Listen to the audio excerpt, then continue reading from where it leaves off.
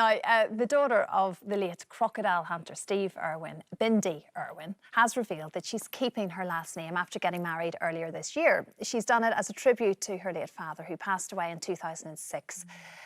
But it does seem more and more people are breaking with this tradition. And if you're tying the knot, you keep your own name. What do you think, Joe? Well, I think the age that we live in at the moment, it's not a massive deal. If you want to marry someone, you don't want to marry them because of their name. If someone is so protective and over their own name, then that's their problem. With me and Stacey, I'm sure Stacey's going to want to keep her own name. What do you feel, Joe, though? What? I mean, listen, when you wanted to share Rex's name, I weren't happy about it at the beginning. I was like, what? But it's fair, you know, and I'll go along with it. And I think same with the name. I think, you know, you've carved out a career for yourself. Your family name goes back for years and years and years, and they've gone through such turmoil through the past that keeping hold of your name, I think, is quite important for you, and I'm not going to take that away from you. Yeah. So what is Rex? When will we need to think about this decision? Just give you my name, that's all. When can we start discussing who keeps what name? Oh, you know, I was forced into it with this topic, wasn't I? So maybe in a few years. We trapped you. I feel like we need to go hat shopping, don't you, Christine? There's a very clear indication there. Yeah, I like the awkwardness, Joe. I like that. Cheers. What is Rex's name, though? It's Rex. Rex with two middle names, and then it's Swash Solomon. Swash Solomon, right? Yeah. Okay. Yeah, I know that's a mouthful, but it's really funny because it's not a pride thing for either of us that both of our surnames are in there. It's because obviously Joe has one son and I have two other children, and they have Solomon and Swash. So we just wanted Rex to have both of those family names in, so it all felt like we were all part of one family. So then, do you argue over what order the surnames go in?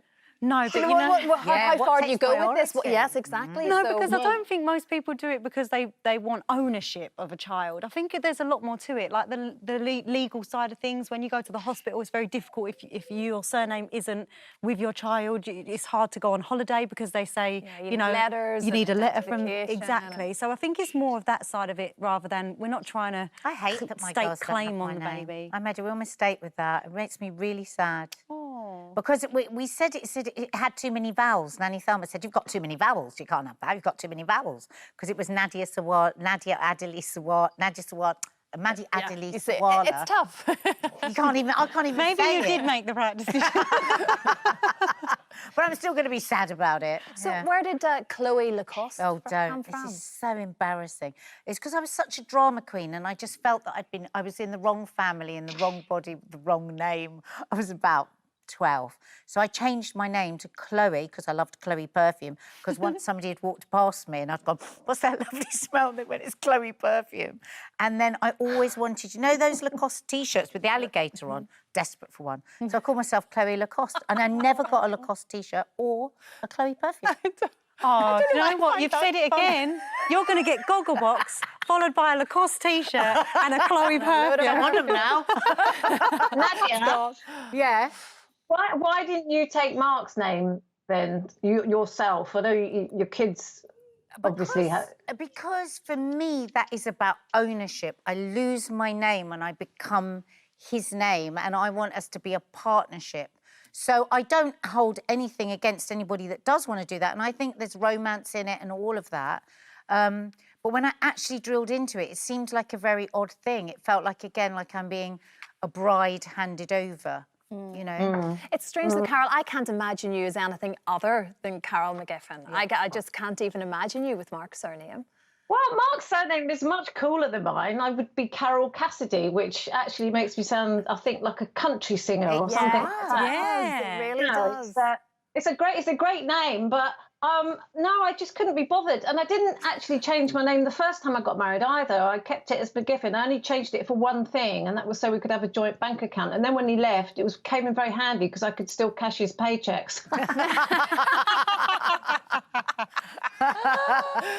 So it all came down to that. It's strange because Frank couldn't wait for me to take his name. He was very traditional about it. But it is odd. Suddenly you get married and the next day you're called something different. Oh, It that's does what take I a little mean, bit of time to 'cause get used you to. know, in the Middle Eastern tradition, you are immediately, as soon as you have a son, you're always called mother of. So my dad's mum would have been Nadim because he was the first son. And she totally lost her name. Yeah. And for me, that's such a big thing to lose your identity in that way. Yeah. But Were you excited though to be? I was Yeah. actually. I really was, and it is lovely if you stay in a hotel and you see you book there in. romance to it? There was Yeah. for me. And but then you I'm a bit sign old-fashioned stuff with and it. say, yeah, "Oh, that's practice exciting." the signature. Yeah. It's quite nice if you do want to go that way.